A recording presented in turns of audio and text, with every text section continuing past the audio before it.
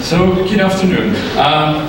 For those who don't know me, my name is Kris. I've been hanging around in the open source community, doing infrastructure, code, and development work for the past almost 2 decades.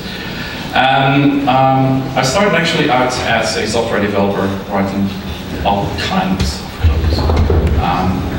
Today, my role is I'm the CTO of Inuits, and the CTO stands for Chief Travel, Chief Trolling, whatever officer you guys want to call that. You might know me from my blog.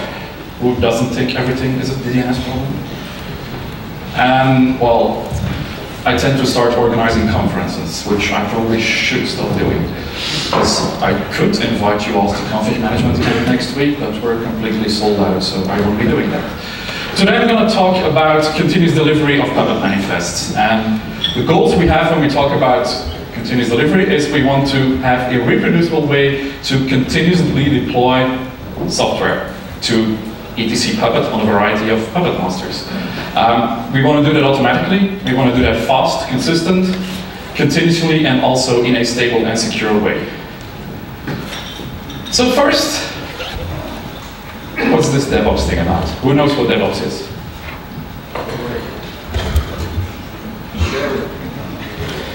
There's one hand raising. Either you guys are all completely asleep, or you're just too scared. Okay, too scared.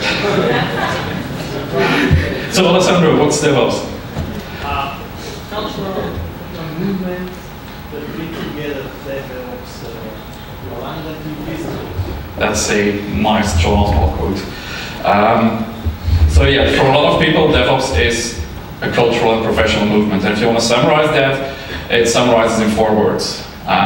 Culture, automation, which is what we're going to talk here about, and automation, both infrastructure automation, build automation, test automation, and then you end up talking about stuff like continuous delivery. It's about measurements, metrics, and monitoring, and it's about sharing, and we're sharing our experiences here. And this is basically what Damon Edmonds and John Willis figured out when they did a lot of podcasts and started interviewing people about DevOps. And then we add the L part, because otherwise people made it into a scam, and Gene Kim added the L there, so because there's a lot of influences from the Lean movement. So yeah, for some people, amongst others a large software consultancy company in the UK, DevOps equals continuous delivery. And I don't think that's true. DevOps is much more than continuous delivery, but for a lot of people, being able to do continuous delivery is a part of DevOps.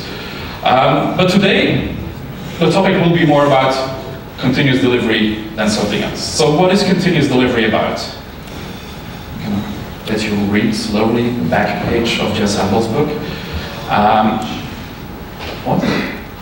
Yeah.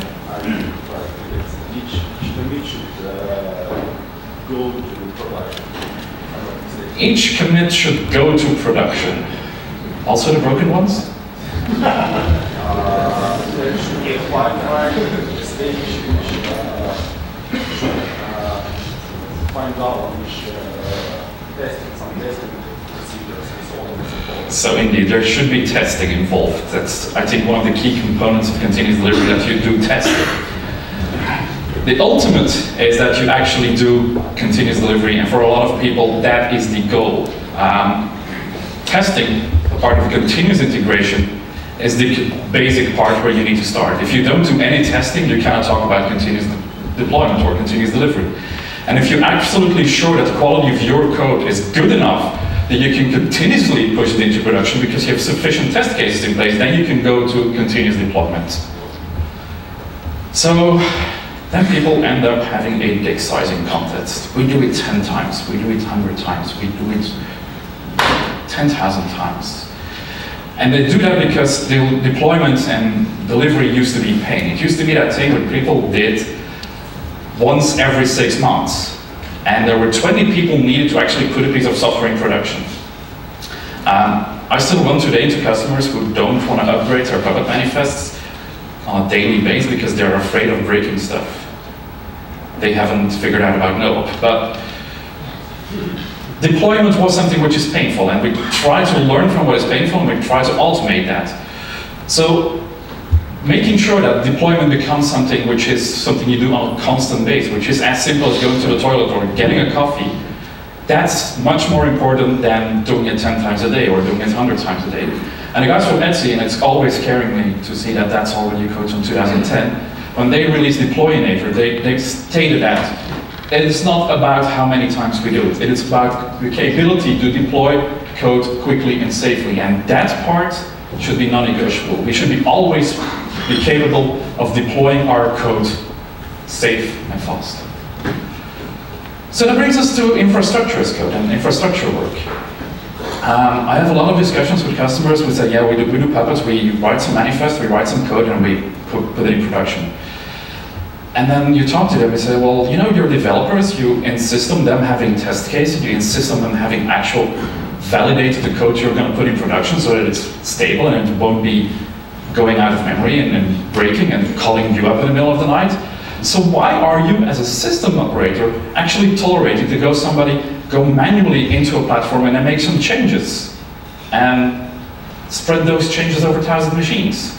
Because that's much more dangerous than the database having one table dropped or one record altered or a Java application server going out of memory. No, you're just capable of just shutting down Apache on all nodes. And then they start thinking. And then some say, well, whatever, too bad. But it's us, the system administrators, who basically let that happen. We didn't have tests in production. The only thing we had was monitoring. So that brings us to where a lot of organizations are today. This is a screenshot from Jess Humble's continuous delivery maturity module. I hate maturity models, but if you look into a lot of organizations, they're pretty much at level -1. Some version control, no tests, no commit messages, a manual process or a cron job doing everything every 10 minutes. And there's pretty much nothing in place. And you see people trying to grow into the maturity model. And when you see them trying to grow into the maturity model, they start discussing about what does this actually mean, having an automated unit and acceptance tests. And everybody was calling me, stop doing that. I don't really know who it is. So people start figuring out how we can we improve. And over the past 5-6 years, I've been doing a lot of this work. We have our own internal SaaS platform which we manage, and I'm also doing consulting as customers. So we see a lot of the things that people try and a lot of the things that actually fail. And we've learned from that. So let's see where most people start. Who's doing that? Still a lot of hands who are actually modifying manifests on the Puppet Master in production. You've got a backup on your local box, right? And then you rsync the files, and then they end up ending out of sync because somebody modified something on the Puppet Master and somebody modified something locally. That happens, so there's the work for me syndrome. The local stash of code I have, when I rsync it to the Puppet Master, it works. And then when somebody else does the same, he overrides my code. So yeah, this doesn't work. This worked for one solo guy, this does not work if you're running a team. So then people figure out, well, developers are using version control, maybe we should. So they go into the Puppet Master, they do git init, and they start actually using version control on the Puppet Master. This is typically what you see on the Puppet Master. Initial commit. And then nobody adds commits. Or people figure out, well, I've got a local copy and they don't really understand how gits work. So they add remote, and they start working locally, they push their code, and Puppet Master start pulling in. And they forget to actually edit code. They don't always push their changes, and when they do commit as roots with no commit messages. Who's still doing that? I'm scaring you guys, right? This is the kind of stuff we constantly run into when we walk into an organization that has adopted Puppet and has been using it for about a year and a half. So the next step is where there are people having teams, they're working on different modules, on different manifests. They do development locally, sometimes on Vagrant boxes. They do that in Git, they push. And then on the Puppet Master, there is a Git pull in a cron job. Until the moment when they actually have to fix something urgently, they go to the Puppet Master, make a change, and forget to push the commit. So, you know what happens when there's a modified file on a Git repository? It breaks. Do the actual changes get pulled in? No. So nothing happens. And people start complaining, you know, this change I just made, it never made it to the platform. Yeah, that's because somebody locally changed the stuff. So, what about modules? One big Git tree with everything in there. You want to have some more fine-grained control, giving some software developers access to modules they built. And, okay, so there's also upstream modules I'm managing. I want to get the changes from upstream in there. And suddenly the whole problem becomes much more complex than just managing some local code. And people need to figure out how to track upstream code and how to track the changes between their code and the upstream code, or even what's not upstream code. So they figure out this thing called Git subtrees. Who's using subtrees here? So I got a question, how do you track upstream?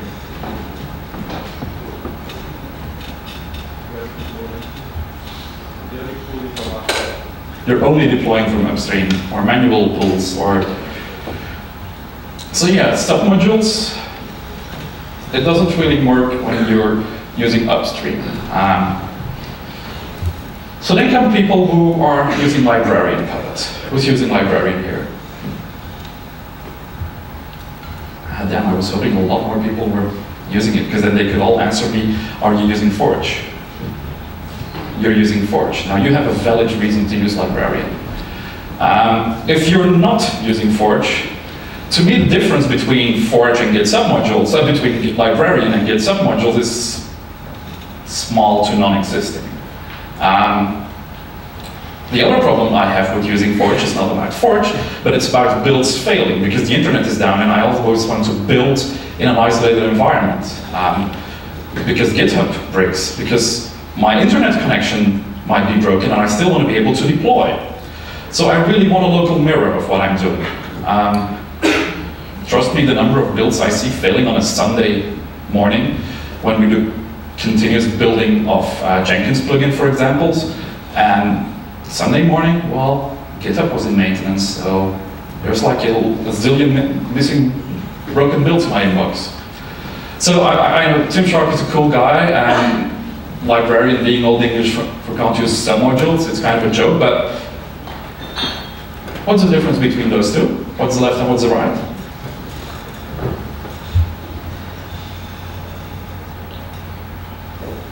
It's fundamentally the same. It's a pointer to a Git hash of a module. This are the submodules, this is librarian. It's similar to me. The idea of changing a module and doing that, it works. Deploying this, well, who has the upstream librarian version? Who has a patched one? Who has 3 patched ones he needs to use based on which customer he's working on? That was me. I got 3 different librarian trees depending on which customer I'm working with, because they all patched it, and it all works for them, which is scary. So deploying that then becomes yet another ugly script which does librarian install the module while being downloaded, or hang on, no, git checkout, remove all the modules which are in their git checkout modules, then run librarian Puppet, and then have a potentially broken tree. Because people then still hack on the Puppet Master, and we don't see whether there's changes on the Puppet Master or not. So, I'm not really a big fan of that.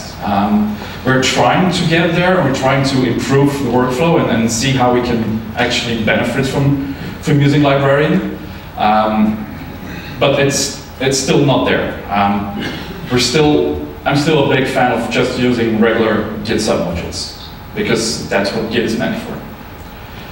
So when you're using Git, you're using branches, right?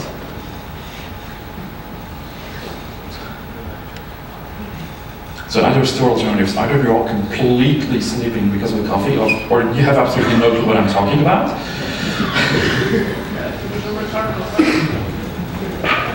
Well, it wasn't a rhetorical question because Ken this morning was talking about using Git flow and branches. Yes. So you... Yes, Kris. Oh boy, now we got South African people trolling me. Okay, so great. You're using branches. Tell me about those. Yeah, they're my own modifications.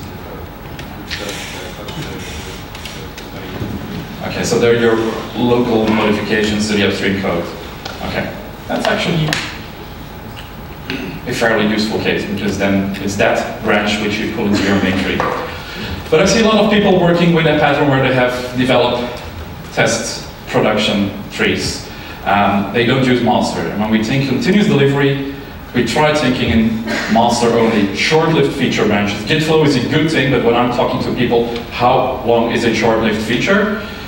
And they start talking to me in days. I say, oh, 8 hours, that's a short-lived feature branch. By the end of the day, your feature should be merged back into your main tree. So, if you're using more branches, it means your complexity grows. And one of the problems Puppet has these days, Puppet Deployment Center, is that the complexity of a setup is coming way too big. It's not easy enough anymore for people to know how stuff works. So what we try to do is only have one branch, and that's master, and short-lived feature branches where people work on features on a daily basis. So R10K, I like R10K as a development tool because there's, to me, one big thing missing, and that's the test flow. And as we stated up front, you cannot do continuous integration, you cannot do continuous delivery, without continuous integration. So what we're doing still today, and we're trying and experimenting with other stuff, is Git submodules. It's basic Git. There's nothing extra you need to install. There's no... Who likes Ruby? Who likes installing Ruby gems and maintaining them? There's nothing there. There's no additional tools you need to manage. There's just plain Git, and it pretty much does everything. It might be a bit more scary, but it works. And to me, a lot of projects are the definition of a vagrant box, a Puppet tree, and the actual application tree in one Git module with a lot of sub-module for each and every single individual part. So I told a couple of times people still modify stuff on the Puppet master. How do we prevent that? Git reset hard. Git reset hard.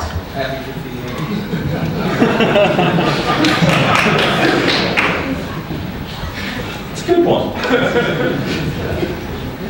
It's a good one. You probably deny access for those people. Shoot them though. Maybe we should stop commenting now, because otherwise it's going to get dirty. So we do it this way. Because we're systems people and we like to package stuff. I want to have a release artifact when I'm talking about software delivery. I want to have a release artifact which is reproducible, which is something that I can pull through the whole continuous integration chain, which works, which is immutable. The artifact, not the infrastructure. That's a completely different topic, which we'll tackle in about 10 years from now. And a release artifact is a set of manifests, a set of modules which are tested together with that manifest, together. And then we come to this problem. How do I figure out which one works together? Because software release management is not a Puppet-specific problem. It's a software release management problem which nobody has ever solved yet in the open source world. I still have a customer where we have everything built in Ruby, which we can't open source. Sad. So we use Git there. And Git references actually are the parts where we know this is the testing part. So when we work on a submodule, this is basically the flow. You work on a module, you make the changes, you push the changes, and then you update the local Git tree, updating the reference to the new module you've just committed. And that part then is packaged and uploaded to the code master. We're talking infrastructure as code here, so that means we need to start treating our code, treating our infrastructure as code. That means that all the best practices that we've been insisting on the software developers to use, we should also be using. We need to model everything, we need to versioning, that's what I just told. And we need to start testing. We also need to have test, acceptance, and production platforms, or many more platforms if you want to. You can have pre-prod, you can have shadow production, you can have all those things if you want to and if you need them. But a working service to me is a combination of the automated application code, the infrastructure code to deploy and managing, the monitoring code that's being exported and exposed to this resource when it is in production is also running, and the security rules that are enabled to deploy this. And then we want to start doing continuous integration on that. And typically this is how people start. They start building stuff, which kind of means packaging stuff. They have nightly builds and they go over to a point where they are continuously integrating stuff that works. Who's using Jenkins? This is an awesome tool. I couldn't live without it. There's customers where I have to deal with other tools and it just slows us down. But Jenkins is one of the parts where you, in the DevOps world, have a point where developers and operations people are using the same tool. They're using the same approaches, the same plugins. And this is where you can learn from each other, where you can actually bond and get closer to each other. But it's also the tool where we actually start using testing our infrastructure. And this is a screenshot of a Jenkins pipeline plugin. And the pipeline plugin is what really helps us.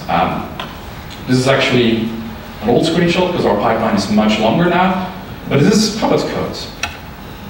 So what's in your pipeline?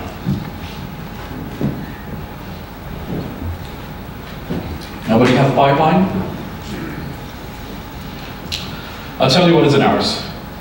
It's checking out code, it's syntax checking, it's style checking, it's code coverage, it's some testing, but not always enough. It's building, and building, in this case, not in the Puppet manifest, the software code. It's more testing and it's packaging. The syntax and style part, Git already told us about that. And we do that in the pipeline. Some people try doing that in the post-Git commit hooks. The problem there becomes that not all developers will have the same version of library and Puppet on their laptop. Not all developers will have the same version of even Puppet on their laptop. So if you do that, the Git post commit hook, you'll see that you even need to do that in your pipeline again, because newer versions of those tools will catch different errors. And unless you also manage the developers' workstations, which is really not something which is happening these days anymore, it's going to be a pain to have the right versions in there. So it needs to be part of the pipeline. One of the things we learned there is initially you just take a project, you check it out, and you run Puppet lint and Puppet parse only on the whole code base, but that takes way too long. What we evolved to is only test style and syntax checks on the code that has actually changed, because that's part of the Git information which we already have. So then we package stuff. We package stuff because as an operating system person, I want to have a unique pointer of where a file on my disk comes from. It should either come from a package, it should be put in place by configuration management, by Puppet, or it should be user-generated data. And it's only the third part which I care about backing up, and the rest is reproducible. If a file comes on my platform in any other way, I want to know about it, and I'll be noticed that it has changed. So that's why I want packaging. That and the fact that I get dependency management, I can actually see when files are changed, I get checksums, I get a unique artifact which I can deploy. That's my unique artifact, the package. So I'll tell you a lie. No, that's the wrong slide. This actually is true. Jordan solved the packaging problem. There's two kinds of packages to me. Exactly, but that's the next slide, FPM. There's two kinds of packaging to me. One package is a package I want to get upstream and distribution because it's a piece of software that's open source which I care about. The other package is one I want to use internally, and FBM solves so much about that. FBM takes anything and takes the output as anything else. There's probably already a zillion plugins missing there, but packaging, FBM helps us there. And that was a little lie. It's not really packaging, it's actually creating an immutable branch. This is the only branch we have, and the branch moves forward in time. It's a traceable release artifact disguised as a package. That's for the people who say you do branch, because we do branch in a way. So, all this stuff I've been talking about, there's work which you can reuse. My colleague Jan Stinkist on his GitHub repository, everything you need to do, from style checks to packaging, all that stuff we have released as open source. You can just, actually up till this morning, we were using this Git repository on our own Jenkins infrastructure to build our infrastructures. Given that GitHub was down a couple of times too much, when we used the versions for build it plugin in Jenkins, we've moved this now to a local copy. But what it does, it actually builds a package which relocates, which throws everything in etc Puppet environment. And the first stage of the build is packaging it into development for a specific customer. So now we have a package. We have software which has, after a number of tests, has been automatically deployed in etc Puppet environment. And it's a development environment, so it can break. So what's in our pipeline? Well, oh yeah, you upload this to a repository, because you want repositories from where you install stuff. Now, repository management also is not a solved problem.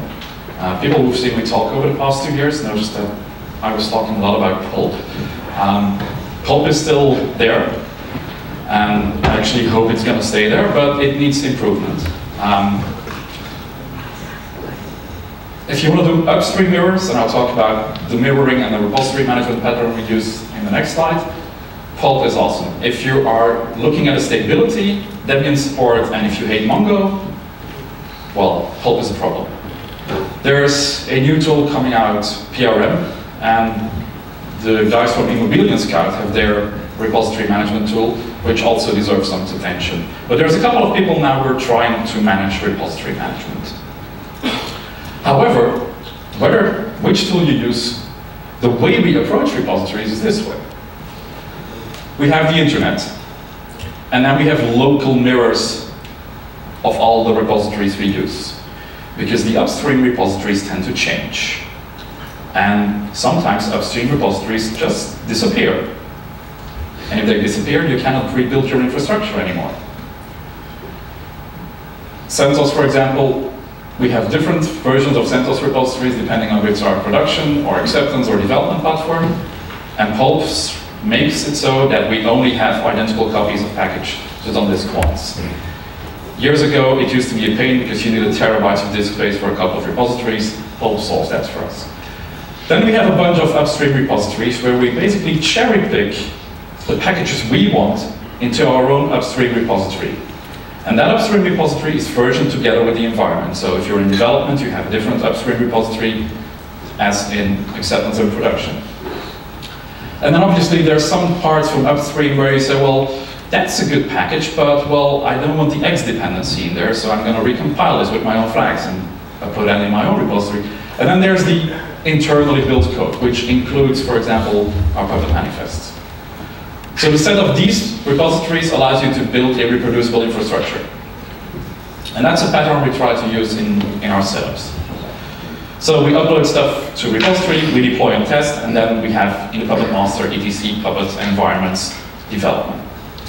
We actually use a collective from Jenkins to upload these packages, but one of the things we've learned is that the cycle time to do this is way too long.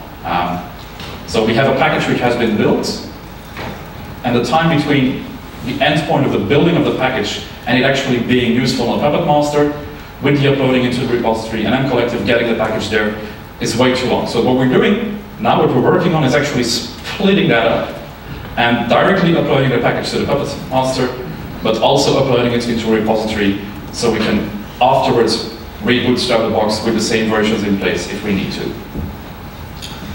So, what would be the next step? We now have Puppet manifests deployed in a development environment on our Puppet master. We run tests. We trigger Puppet runs. And we see if our monitoring system doesn't see anything breaking, because we've also modified the monitoring system. And when that is all working fine, we can actually promote this to acceptance. We can promote this Puppet manifest to acceptance. And Jenkins allows us there to use the promote build plugin, which sends us a mail, which you probably cannot read in the back, which tells us, hey, everything is fine. If you want to go ahead, click here, and we'll actually trigger the next part of the pipeline and promote this to production. And then you can have promotions to acceptance or to production. And they all come nice colored when it works. So, same tests there again, same steps. We promote, and we have more tests, typically long-running tests, typically more infrastructure tests, like is the application still working, is other stuff still working, less related to Puppet, but still performance tests or security tests, and those happen on the acceptance platform. Are we done now?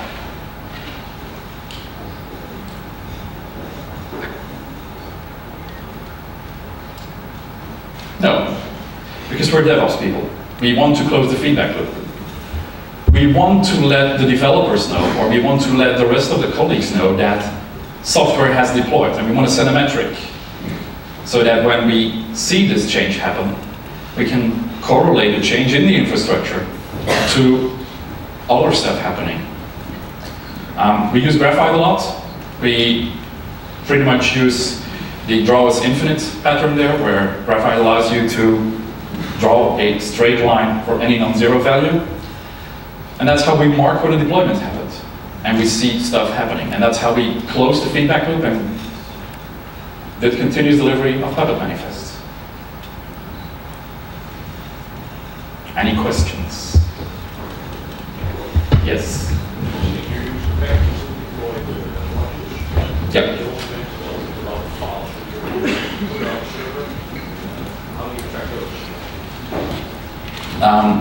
I mentioned packages to deploy on the server, but I also mentioned something about files.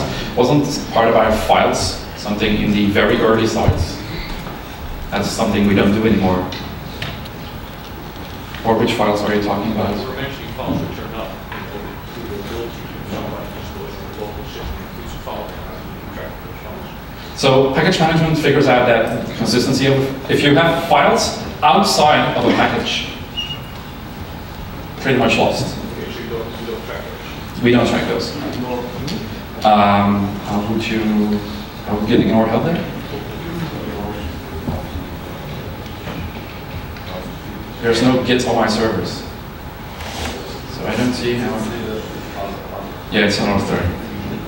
So the thing we do track is if somebody modified the content of a file which we do track. If somebody adds another file, that's still something. I actually haven't seen that happen in my Puppet trees. Okay, next. Yeah. Kind of another question. You were mentioning the use of packages instead of Git. Yeah. You can log in and change files, but then we'll see the file package has been altered. How do you? RPMI is verified. That's basic package management. That's the kind of functionalities. Sorry? Okay. Yeah, I guess Debian has similar, so yeah. To me, that's the basic package management functionalities I get. I can see when a file within my package has been modified. So yes, people do try that.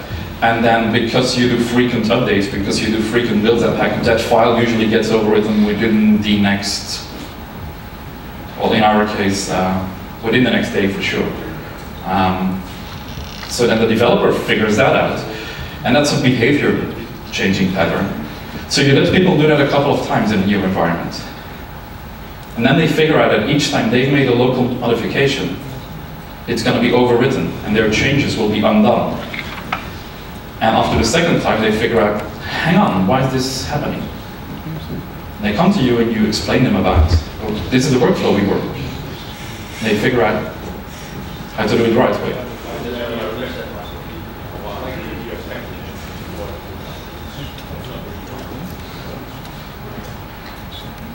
I don't know if it's not really common. I see it happen a lot. So yeah. More questions? Yeah. How do we deal with gradual? How do I deal with gradual deployments? What do you mean with gradual deployments?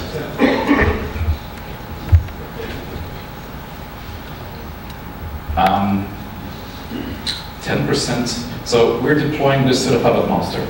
The rest, if you look at application code, we use feature flags.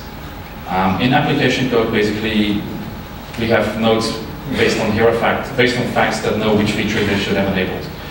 We don't do that in the puppet code.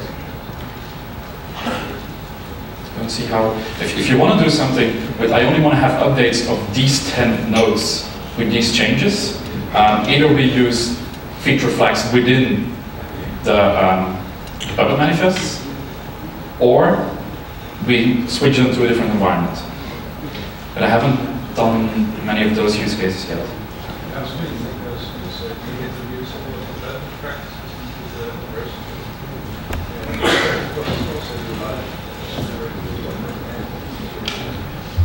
Yeah, with feature flags mostly. With feature flag mostly.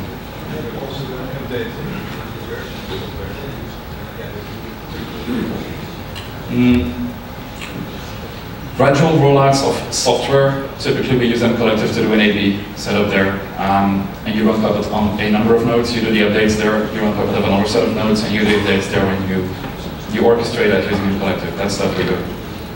But not on Puppet code level. Because there's usually only one Puppet master where you deploy to. The reason why we introduce them collective to do this is to be able to deploy to multiple Puppet masters, which basically is a pattern we took from regular software development where we need to update multiple applications on different services together. More questions? Here in the back.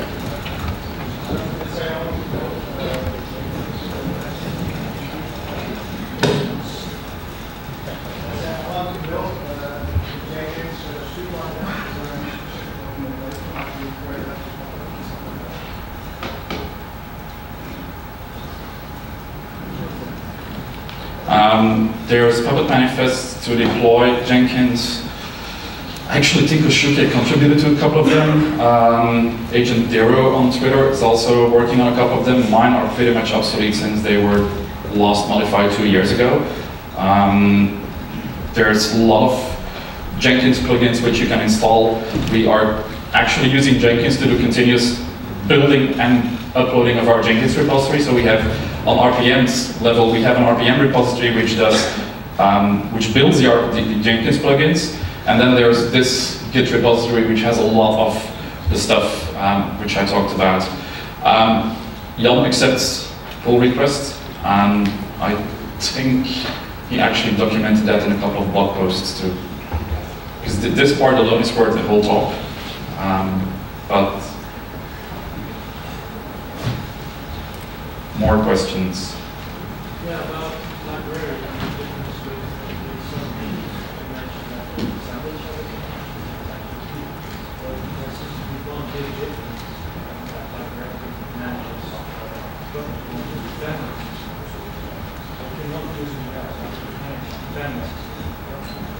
So the difference between librarian and Git submodules, one of the features there is that librarians managing the dependencies between modules. Let me counter that question. How many people use the module file to actually expose the dependencies? That's the problem. Not nearly enough people actually use that feature. So the fact that the librarian actually uses it sometimes means you'll have more work because you need to patch and make changes to all the modules so the dependencies are in there. The dependencies we have usually, most of the modules don't depend on anything besides concat and standard lib. So the dependency management isn't that much of a problem. It's more a problem of which manifests work with which version of the module. And that still is a human and a manual approach, because the biggest challenge is not the Puppets related one or the dependency, it's still software release management. Piecing those parts together in any piece of software is difficult. The ultimate way would be that every module would expose a standard API which is backwards compatible, where you can just talk to any Apache module and expect the same, but people can dream, can't they?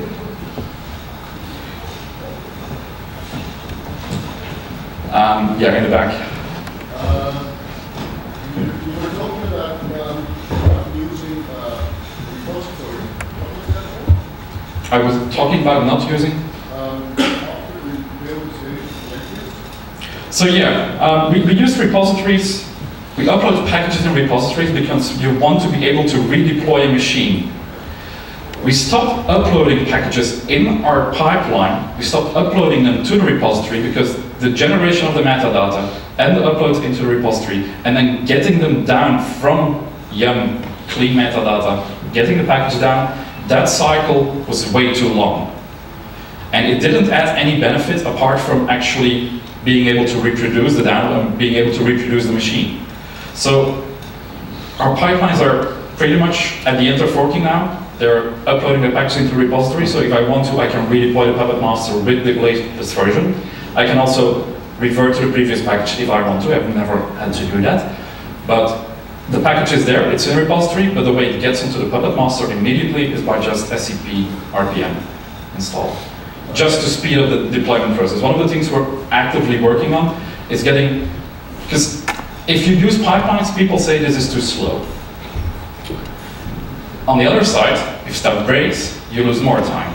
So you need to find a balance between a pipeline where you slower deploy, and slower than is, well, if you come into an organization that currently has a deployment lead time of 9 months, a pipeline will speed up stuff a zillion times. If you have an organization where people are used to hacking production and see changes instantly, a pipeline will slow them down.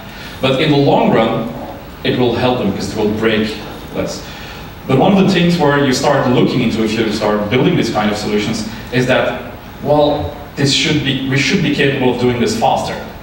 So that's when you start cutting out, let's upload this into a repository and then download it from the repository, let's directly upload it. Let's not parse all the files, but only parse the changed ones. And that's where you start getting speed on the platform, and that's where the fun part starts again. There was another question. Here, excuse me. Up there, yeah. You mentioned that automated continuous delivery is not complete without automated testing. Can you illustrate a little bit of automated testing strategy?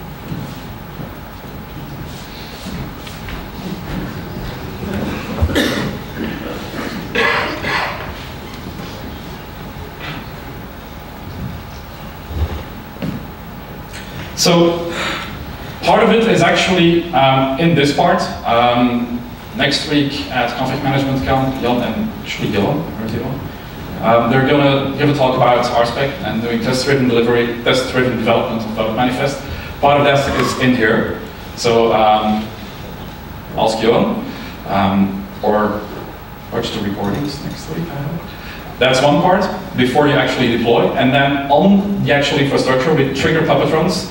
We use Foreman as a dashboard. We have checks using a Kinga to see how many errors have been there, and those are being reported back. So if there's failures on the Puppet runs, we see those in the dashboards, and we don't promote to the next stage. That's part of it.